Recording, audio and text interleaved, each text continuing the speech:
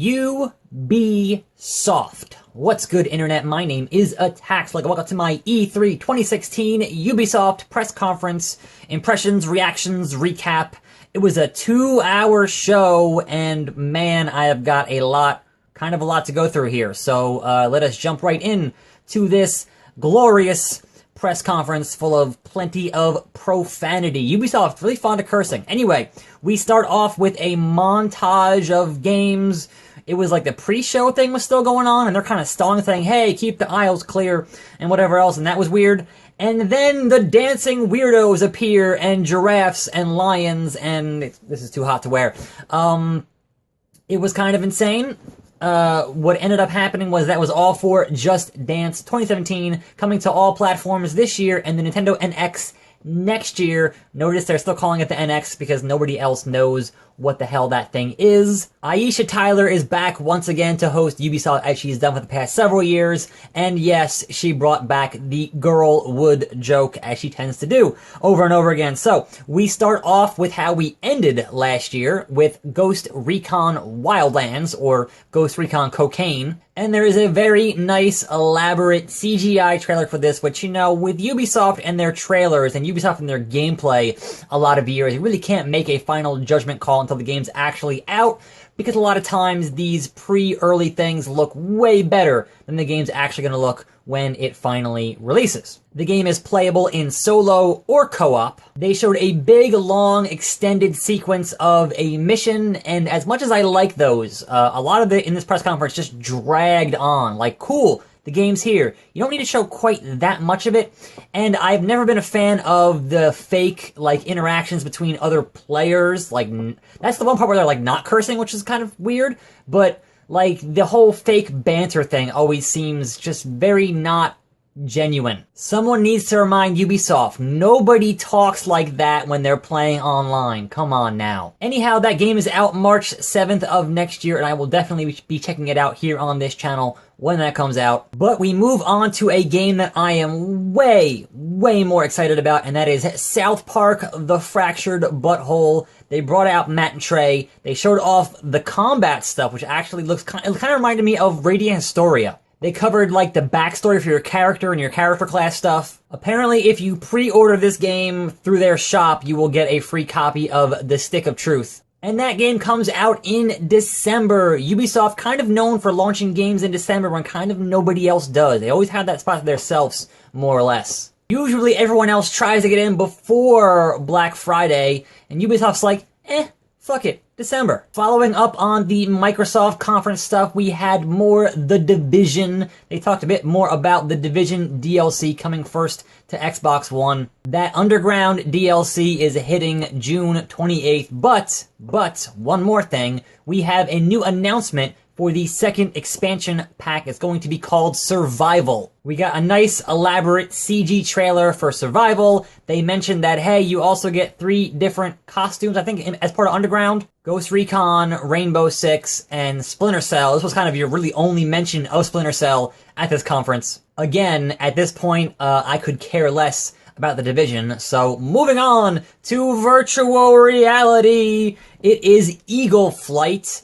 They brought out guys from Oculus. They brought out Palmer Luckey, who just hates wearing shoes. He's out in flip-flops. This is a 3-on-3 capture the flag game, which I would imagine is going to be online, because I can't imagine finding 5 other friends who are going to own a very expensive VR headset. But even though you had Oculus on stage, this is coming to all VR platforms. I would imagine that means the Oculus, the Vive, and the PlayStation VR, which is due out in October. That's coming out this fall, and it looks interesting. But speaking of interesting, and speaking of VR, holy shit, you guys, Star Trek Bridge Crew. This is a co-op Star Trek game where you're flying in Enterprise and you're with your other crewmates having to hit things in VR, having to activate things, put the shields up, fire the photon torpedoes. This might be the coolest application of VR I have seen to date, and it is coming to all VR platforms, so I'm assuming you can play it online, because obviously even then you're not going to have 3 other friends with VR headsets in the same room with you. That seems insane. They actually had people who were on Star Trek for this video package. They brought out LeVar Burton on stage. The whole thing was amazing. Like, I was just seriously impressed by what that game is doing. Whether or not I'll ever find people to play it with remains to be seen, but conceptually, super impressive. And then back into the super violent video games, here comes For Honor, which I want to say they announced last year at E3. This is kind of a third-person action army versus army one-on-one combat deal. They showed some CGI. They showed a bunch of actual gameplay, as Ubisoft tends to do. I thought the army versus army stuff kind of reminded me a little bit of Dynasty Warriors, but then the one-on-one stuff, I couldn't quite get the grasp on how it works. I'm sure maybe it feels good when you play it, but watching it, it looked just really frustrating.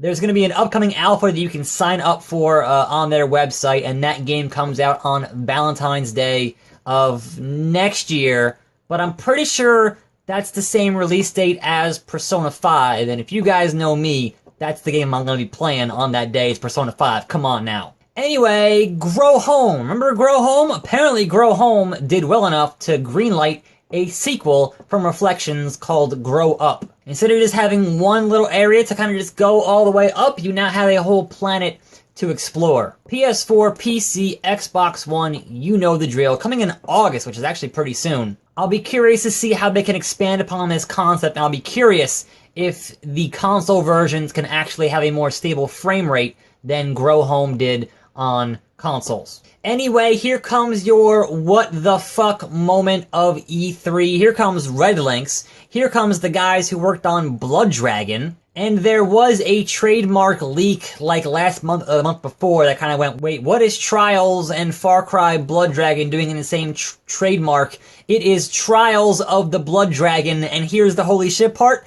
It's out right now. It's $15. My PS4 is downloading that shit right now. I don't think I will have time to get to this, make a video of that today. I want to, but I have like 2 hours until Sony. I gotta get this video done and up before Sony, and then watch Sony, which I was only like 2 hours, and then edit Sony and go to bed at like 1 in the morning again, and I'm not gonna have time today.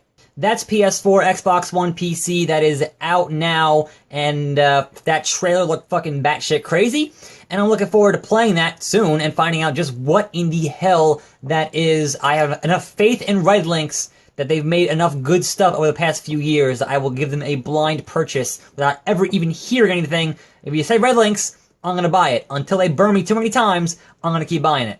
So that goes from the highest of highs for me to holy shit, don't care. We had a whole segment here on the Assassin's Creed movie, and as someone who got burned out on the games around 3, whatever, that's out December 21st, I'm not gonna watch it. Anyway, Watch Dogs 2, which leaked out pretty recently through IGN, and they were like, fuck it, here's a trailer, fuck it, here's some gameplay. We get an extended look here at Watch Dogs 2. The plot here is that social media is making people vote for guys, and I'm like, that's not really how social media works, but sure. They were very heavy on hack everything, which conceptually is cool, but when you think back to the original Watch Dogs, hack everything meant like hack 4 things. Like you could do 4 different ways of hacking, and that was kind of it. This showed more drone stuff, which was neat. You had flying drones and little driving drones, and that was cool. There was like a weird melee attack that kind of looked like a yo-yo, but obviously outside of the hacking there was a lot of gunplay. Personally, I would have liked Watch Dogs more if they gave you the option to go through missions non-lethally, but that was never really an option. It always came down to, okay, you have to fucking shoot this guy. Any trailer with Eric B. and Rakim and any trailer with Run the Jewels is okay by me. Also, they're gonna make a Watch Dogs film, and also, I don't care. Additionally, Watch Dogs 2 will get their DLC 30 days earlier on Sony platforms, but was any of the Watch Dogs 1 DLC worth playing? I honestly don't know. Pre-order that collector's edition and you get a robot. No thanks. And to end the show, we have a new IP that, as they say, is a new genre, and that is a game called Steep. This game is open world extreme sports. And those extreme sports are snowboarding, skiing, paragliding, and flying in a wingsuit. This is online, multiplayer, with your friends, doing stunts. The first-person skiing looks super intense. I haven't really cared about a winter sports game since Amped 2 on the original Xbox. But considering it's out in December, I will certainly put that in my GameFly queue and check it out come December. So overall, I thought Ubisoft had a pretty good conference. I thought it was kind of too long. It was 2 hours.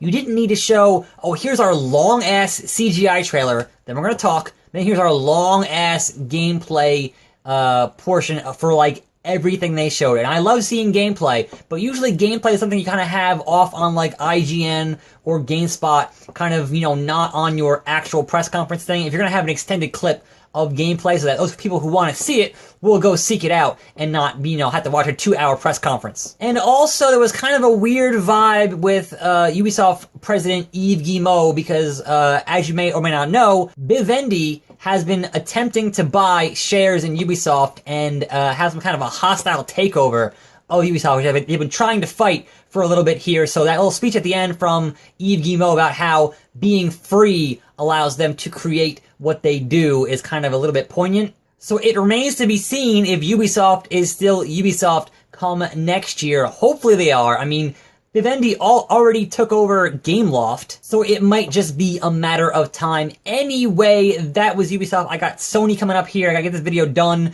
and out to you guys. Thanks for watching. More videos here every day. If you're finding this video and you don't know who I am, check out the channel. Subscribe if you want to. That'd be cool. I'm Attack Slug. This was Ubisoft. Ubisoft. And I will see you next time right here on this channel.